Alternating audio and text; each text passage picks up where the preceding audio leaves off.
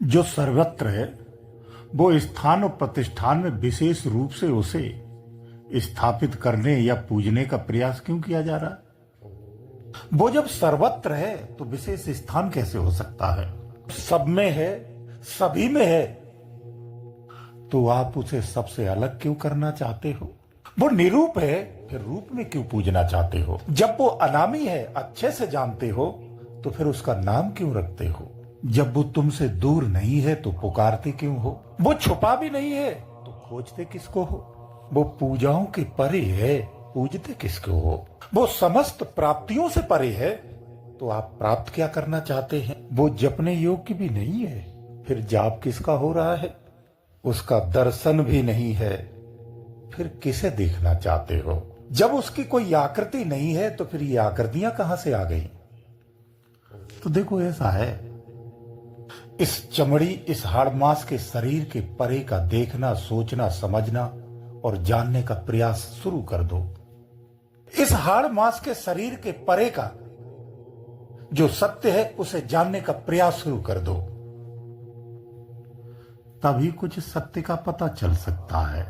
और कोई दूसरा तरीका है नहीं, क्योंकि दो ही पहलू हैं। जो अज्ञानता में है, नास्तिकता में है, वो अमान्यता में है। जो आस्था में है, आस्तिक है, वो मान्यताओं में है। जो मान्यताओं की सीढ़ियों को चार चढ़ गया तो वो ज्ञानी हो गया। पढ़े पढ़े पोथी जगमुआ, भया न पंडित कोई। रटने से, पढ़ने से ज्ञान हो जाएगा। ज्ञान हो जाएगा, लेकिन सत्य का भान नहीं हो सकता है, यानी ईश्वर की प्राप्ति नहीं हो सकती है। तो मान्यताओं में फंस करके जब वो आगे बढ़ा तो ज्ञानी हो गया। तो उस अज्ञानी से ज्ञानी की दुविधा अधिक है, अधिक कष्ट है, अधिक परेशानी है, वो अधिक संशय में है। उसकी परमात्मा प्राप्ति की स्थिति कठिन है। दोनों स्थितियों में वो अंधकार में ही है। फर्क इतना है कि पहले गंदे संदे कपड़े पहन के कुछ भी करता था, अब ज्ञानी हो गया है तो साफ सुथरे कपड़े पहन करके राजा की तरह रहने लगा है। अच्छे और बुरे कर्म का उसे भान हो गया है। लेकिन ईश्वर किधर मिला उसे? ईश्वर को जान लिया क्या? क्षर से जगा तो अक्षर बना, पर निअक्षर से वंचित रह गया। क्योंकि सारा खजाना तो आगे है, निअक्षर में है। तो छाछ पी करके रह गया, मलाई तो तेरे हाथ ही न लगी। सारी दुनिया में प्रचार करता फिरता है कि छाछ ही सत्य है। खुद तो भ्रमित है, ये दुनिया को भी भ्रमित कर रहा है। एक बात याद रखना, जो बाहरी धर्म है ना, इस धर्म से कर्म का बोध होता है, परमात्मा का बोध नहीं होता है। उसी महाधर्म में, इस सृष्टि में जितने भी तुम देवताओं के नाम ले सको, छोटे से लेकर बड़े और बड़े से भी बड़े और बड़े से भी बड़े देवता का नाम ले लेना, सब इसी धर्म से बंधे हुए हैं। जब तुम्हारी खोज पूर्ण हो जाती है, तुम उस सत्य को जान जाते हो, तब समझ में आता है कि यह धर्म नहीं, एक धारणा है। युगों युगों से इस धरती पर इसी धर्म में जो बंधे रहे और शरीर को त्याग गए, वो तुम्हारे पूर्वज ही हैं, जिन्हें तुम देवता कहते हो। तुम्हारे स्वप्न में, तुम्हारे अनुभवों में आकर के इसी धर्म से बांधने के लिए ही वो प्रेरित करते हैं। जब तुम ध्यान मार्ग में चलते हो तो वो आकर के रोकते हैं और कर्म की ओर आपको आकर्षित करते हैं, जापों की ओर आकर्षित करते हैं, ध्यान मार्ग से वंचित करते हैं। तुम उन्हीं को पूजते हो, उन्हीं को गुरु मानते हो, तो सत्य को कैसे प्राप्त करोगे? थोड़ा सा यह बोध लगा के देख लेना। क्योंकि तुम्हारा जब शरीर त्याग हो जाएगा कि तुम भी इसी परिपाठी को ही अपनाने वाले हो। तुम्हारे बाद जो पीढ़ियां आएगी उन्हें स्वप्न में तुम इसी तरह से प्रेरणा दोगे, अपने ही विचारों को उनको सम्मुख रखते रहोगे और प्रेरित करते रहोगे। तो धर्म है तो पुण्य है और पाप है, ये ध्यान रखना। तो ये कर्म की परिभाषा है, तप की परिभाषा नहीं है। जागृत होने पर क्या होता है?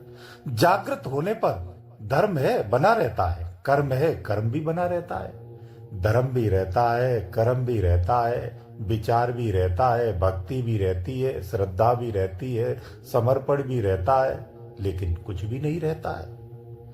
कुछ भी नहीं रहता है। यही जागृत अवस्था है। ज्ञान और अज्ञान, ज्ञान के ही दोनों पहलू हैं।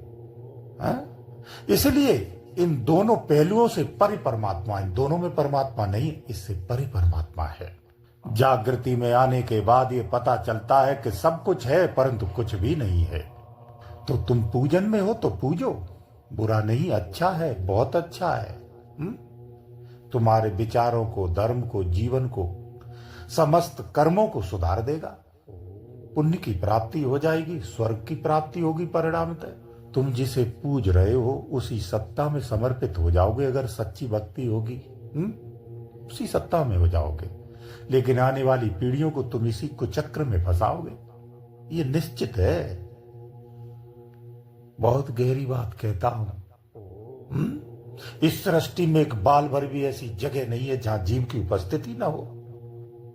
ठसाठस भरा हुआ है।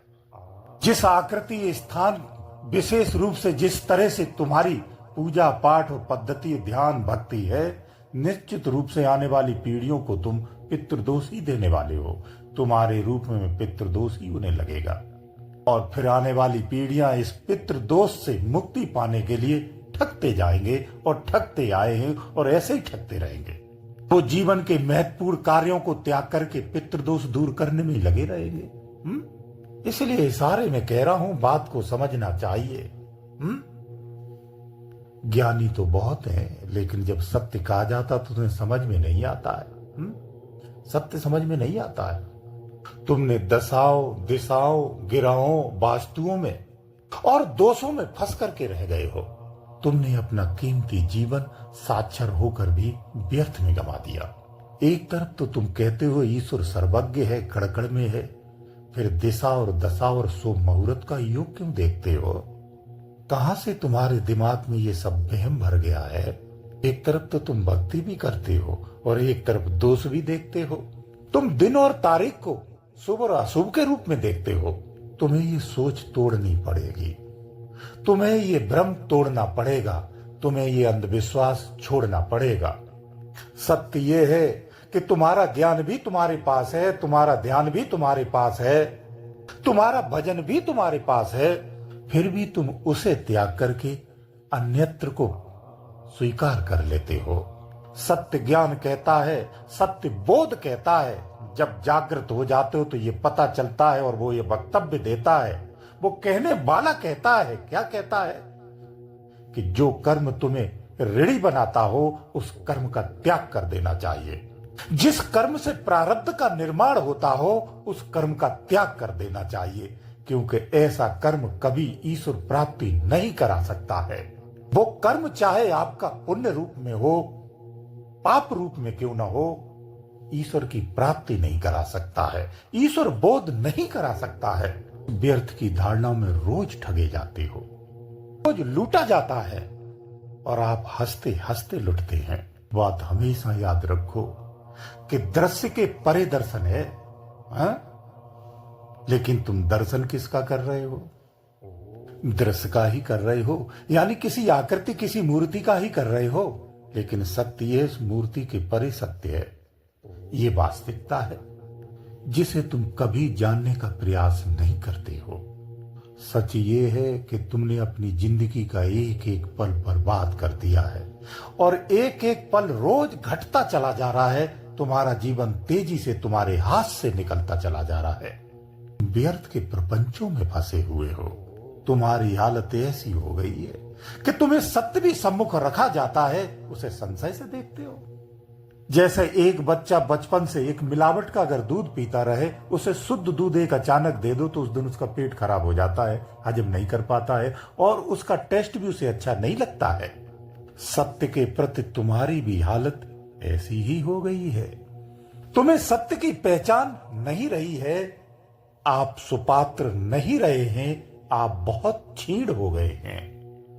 जब उससे परिचय कराया जाता है तो आपकी तबीयत खराब हो जाती है, आप बीमार हो जाते हैं, वापस आप उसी अज्ञानता में चले जाते हैं और वहीं आपको सुकून मिलता है, वहीं आप कंफर्टेबल भी रहते हैं। इस धरा पर संतों ने हमेशा से जगाने का प्रयास किया है। समझाने का प्रयास किया है, उठाने का प्रयास किया है, लेकिन आप जस के तस आज तक वैसे ही हैं। सदियां गुजर गई हैं, युग गुजर गए हैं, आप जस के ही तस हैं। तुम्हें ये रोगी जीवन ही अब अच्छा लगने लगा है, इसी में तुम्हें सुकून हो गया है, इसी की तुम्हें आदत हो गई है। तुम्हारे पास अभी भी समय है, अभी भी जाग जाओ। गुरुदेव दयालु।